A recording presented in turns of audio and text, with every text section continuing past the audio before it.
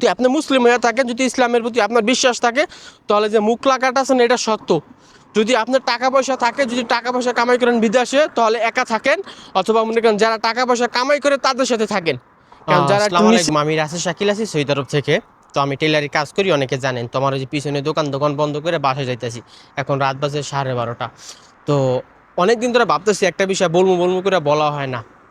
বা এই ভিডিওটা অবশ্যই প্রবাসীদের জন্য, হ্যাঁ, প্রবাসীদের অবশ্যই কাজে আসবে এই ভিডিওটা।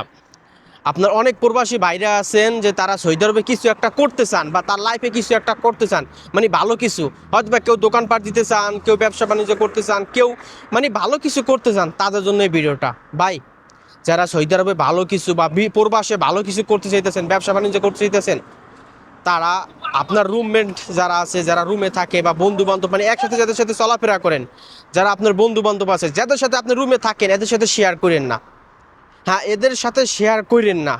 আপনি ভালো কিছু করেন, করার পরে তাদেরকে বলেন, হ্যাঁ, কিন্তু বলার মানে করার আগে বললেন না। যদি করার আগে বলেন, তাদের কাছ থেকে তো কোনো সাপোর্ট পাইবেনই না, কোনো সাপোর্ট করবো না তারা, তিল পরিমাণ সাপোর্ট করবো না তারা। উল্টা পিলে আরও মনে করেন সমালোচনা করবো, আরও খারাপ বুদ্ধি দিব, কইবে এটা সম্ভব না, এটা ভালো হইব না, এই জায়গা লস খাইবা, মানে এরকম কথাবার্তা বলবো। তখন আপনার মন ভাঙ্গে যাবে, হ্যাঁ, আপনার মন ভাঙ্গে যাবে, তখন ওই কাজটা করতে পারবেন না আপনি। তো এই জন্য সাবধান ভাই, প্রবাসী ভাই, কারো কাছে কিছু বলার দরকার নাই, কারো কাছে না। আপনি যে বলবেন আপনার রুমে একজন ভাই আছে, হ্যাঁ, দেশির লোক, বা এরা সবচেয়ে বেশি ক্ষতি করে। যখন শুনবো আপনি একটা দোকান লইবেন, যখন শুনবো আপনি ভালো কিছু করতে চাইতেছেন, এরা আরও মনে করেন সমালোচনা করবো। এরা এক কথা একটাই বলবো যে ভাই এটা সম্ভব হইব না, এই জায়গা লস যাইব, এটা হইলে অনেক ক্ষতি হইব, এই যে এত টাকা খরচ করে তুমি এটা দোকানপাট দিবা, ব্যবসা বাণিজ্য করবা, এটা করবা, হ্যাঁ, টাকা পয়সা দিনাপাতি কইরা যদি তুমি কিছু না করতে পারো, যদি ধরা খাইয়া যাও, তখন ভাই মনটা এমনি আপনার ভাঙ্গা যাবে। তখন মন চাইবে হ্যাঁ হইতে পারে, থাকতো আমি এতগুলো টাকা দেশ থেকে দিনাপাতি কইরা। কারণ সৌদি আরবে ব্যবসা বাণিজ্য করতে গেলে, বা বিদেশে ব্যবসা বাণিজ্য করতে গেলে, বা ভালো কিছু করতে গেলে কারো কাছে ক্যাশপাতি থাকে না, অবশ্যই দেনা করা লাগে। তো দেনা যখন করতে যাবেন, তখন এই ধরাটা খাইবেন, হ্যাঁ।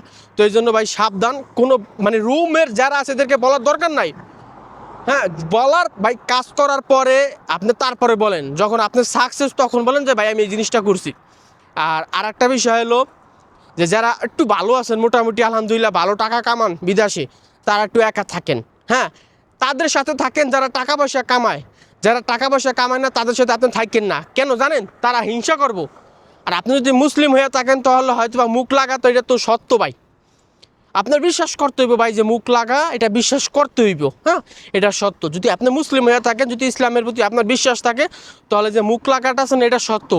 যদি আপনার টাকা পয়সা থাকে, যদি টাকা পয়সা কামাই করেন বিদেশে, তাহলে একা থাকেন, অথবা মনে করেন যারা টাকা পয়সা কামাই করে তাদের সাথে থাকেন। কারণ যারা একটু নিচে আছে ভাই, আমি কারো ছোট করে দেখতেছি না, হ্যাঁ, আমি কারো ছোট করে দেখতেছি না, বা কারো অপমান করতেছি না, কিন্তু এটা বাস্তব কিছু কথা বলতেছি। এটা বাস্তব ভাই, এটা চলতেছে ভাই, এটা বাস্তব, হ্যাঁ। যারা আপনার কারণ টাকা পয়সা কম কামায়, তারা আপনার নামে বদনাম কইব এ শালা ওইভাবে টাকা কামাই করে, হারাম পথে টাকা কামাই করে, ওর টাকার একটা আয় নাই, হ্যাঁ, এই হালাল নাই, সব হইলো হারাম। মানে এইভাবে বলবো যে আপনি যা ইনকাম করবেন সব হইলো হারাম।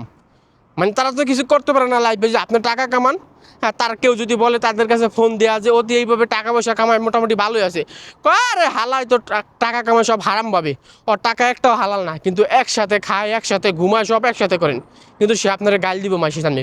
ওই যে আপনি একটু ভালো আছেন, এই জন্য আপনি যদি টাকা পয়সা কামাই করেন, অবশ্যই অবশ্যই ভাই আপনি আলাদা থাকেন, অথবা যারা টাকা পয়সা কামাই করে তাদের সাথে থাকেন। হ্যাঁ, যদি কিছু করতে চান জীবনে, যদি মনে করেন, তাহলে হয়তো ভালো থাকতে পারবেন। তো ভাই অনেক কথা বললাম, কেউ যদি আমার কথায় কষ্ট পেয়ে থাকেন, তাহলে অবশ্যই ক্ষমা দৃষ্টি দেখবেন। আল্লাহ হাফেজ।